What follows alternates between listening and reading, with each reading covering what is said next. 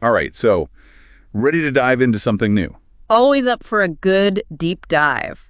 What are we exploring today? Well, let's just say if you're intrigued by artists who color outside the lines, oh, you're in for a treat with this one. Miranda July's All Fours. That's where we're headed. Miranda July. Now, there's someone who knows how to keep things interesting. We're talking filmmaker, writer, performance artist. Is there anything she doesn't do?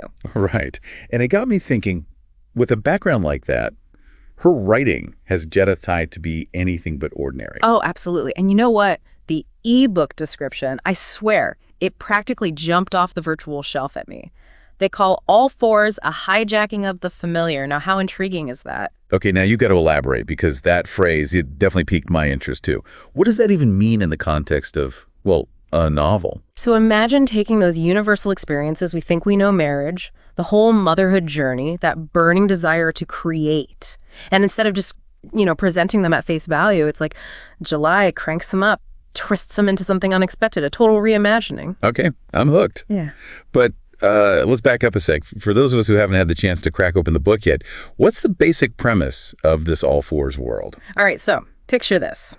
We've got a semi-famous artist who, and I love this part, decides seemingly on a whim to press pause on her entire life. Family, career, the whole shebang. And what does she do? Embarks on a cross-country road trip. Hold on. Am I wrong? Or does this have the potential to be like every other eat, pray, love kind of story we've ever heard? Woman rediscovers herself on the open road, blah, blah, blah. You'd think so, right? But here's where July seems to break the mold.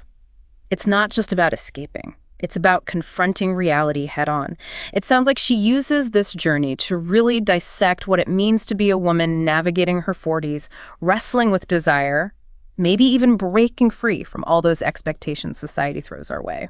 And if I'm reading the room right, this isn't just your run-of-the-mill road trip drama. I mean, we're talking major publications buzzing about this one.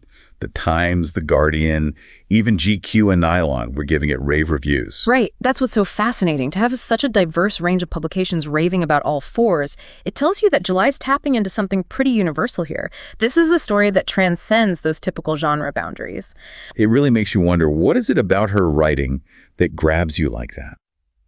Speaking of grabbing attention, there's this one little phrase in the description that really stood out: profoundly alive. Mm-hmm. What do you think they mean by that?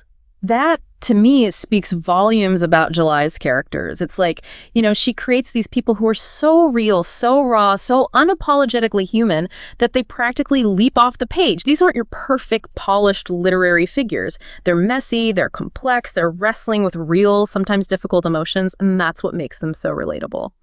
It really makes you think, if a simple book description, we're talking a paragraph here, can spark this much curiosity, what would happen if we all took a page from July's book, so to speak? If you were to embark on your own cross-country escape, what would that look like? What would you leave behind, and what would you hope to discover? Ooh, now there's a question to ponder. Right. And you know what? I think that's the magic of a good book, or in this case, a really intriguing deep dive. It gets the wheels turning, sparks a little introspection. So to our listeners out there, tell us, what would your cross-country escape look like? We want to hear